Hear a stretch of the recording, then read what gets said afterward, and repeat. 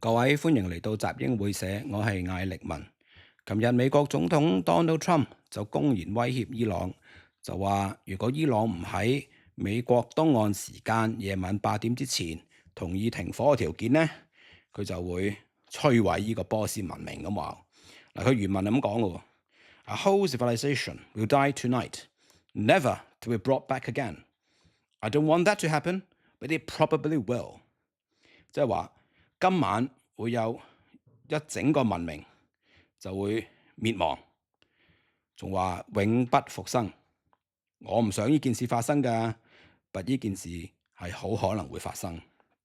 咁當然啦，Donald Trump 都唔係第一次㗎啦，佢最後咧就縮沙褪軚，就宣布話：我唔炸伊朗啦，因為伊朗已經同意咗停火2個禮拜。中間呢個時間咧就會由巴基斯坦負責去斡旋，就雙方咧就係去傾一傾永久停火嘅條件啦。咁好多親粉，包括咗香港嘅 KOL 啦，都話呢個係 Donald Trump 又一次嘅勝利。咁其實係咪真係美國或者係 Donald Trump 嘅勝利咧？咁我舉一個好簡單嘅例子。嗱，大家試想像下。有一個公屋有一層嗰度有一個長走廊，咁咧有一日住尾房個單位有個大隻佬，就咧睇唔順眼住頭房個單位嗰個住客好耐噶啦，就突然間向佢淋紅油同埋煙燻佢，咁咧想逼佢咧就係投降認最尾個單位嗰個住客做大佬，咁投放個單位嗰個咧住客咧唔示弱喎，就唔肯投降，之餘咧仲要向行過嘅住客，尤其是係同尾房個大隻佬 friend 嘅住客咧，如果邊個行過佢門口咧，佢就會射子彈射佢手射佢腳甚至射佢囉柚咁啊！咁咧就令到其他嘅住客咧就出唔到門口，離開唔到嗰一層。咁好啦，尾房個單位個大隻佬見到咁，就唔知點算好啦，係嘛？又奈佢唔何，咁就話：好啦，我唔煙燻你住啦，唔淋你紅油啦，不過你要同意俾人過喎。咁嗰個投放個單位嘅住客諗下，即係最初其實我都係俾人過㗎，冇唔俾人過喎，係你失驚無神走嚟淋我紅油，走嚟煙燻我先要呢個還擊啫喎。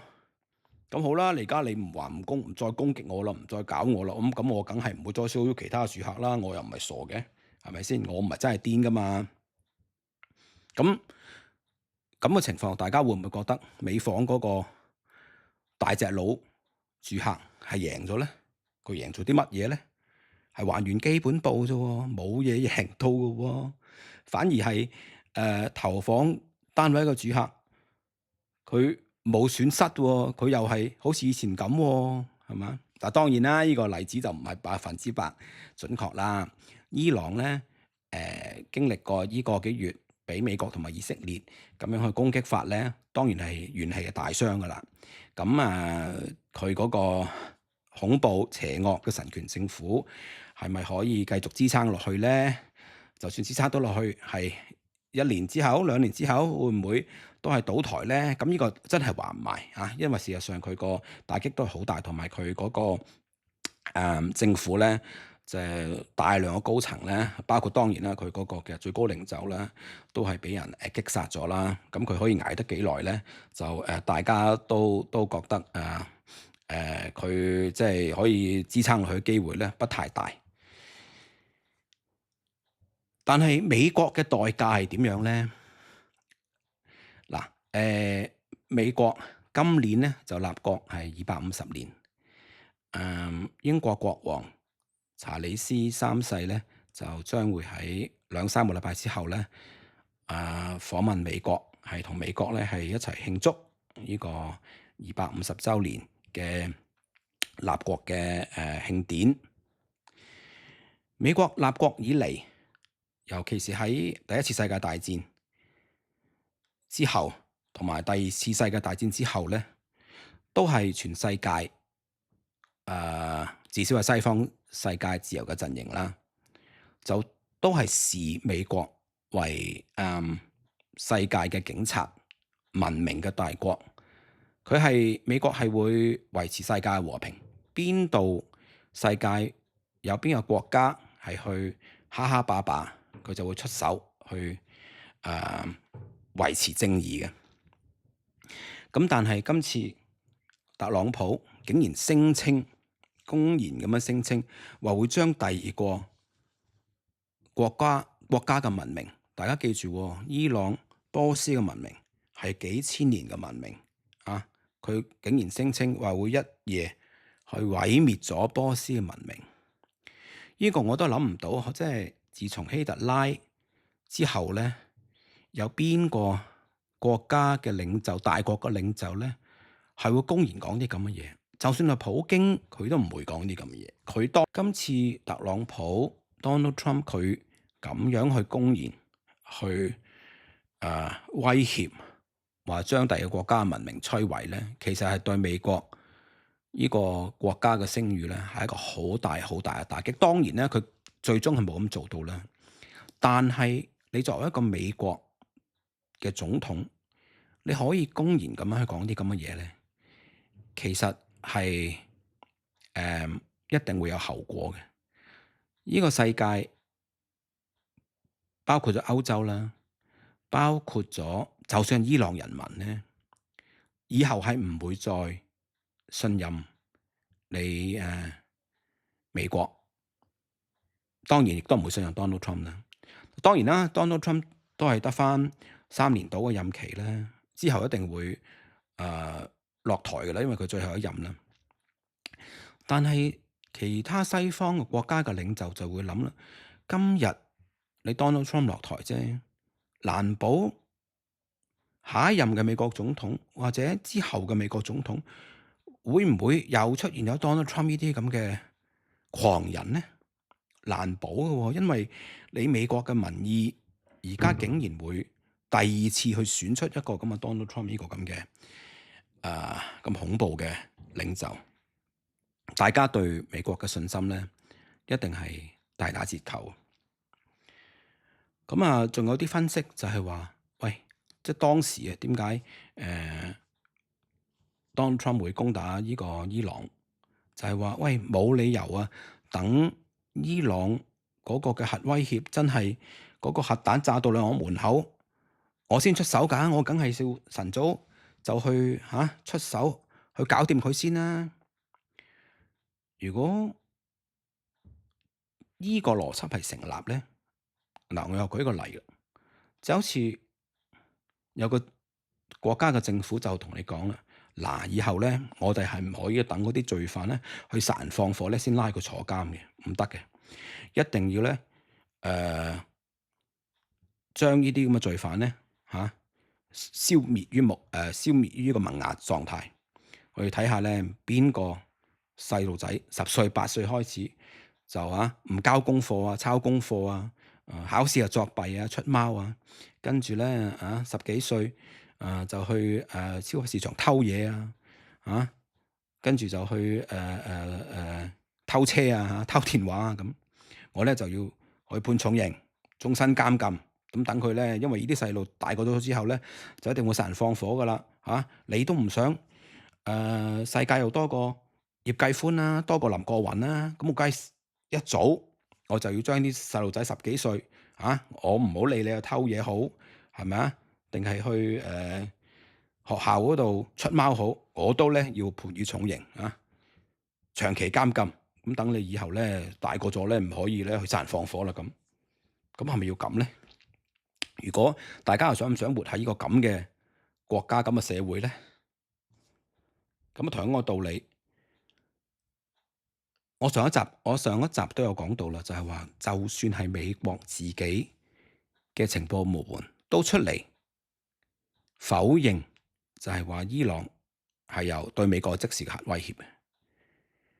基本上，特朗普佢今次攻打伊朗係完全冇一個正確或者係講得出嚟嘅理由，係一個合理嘅理由。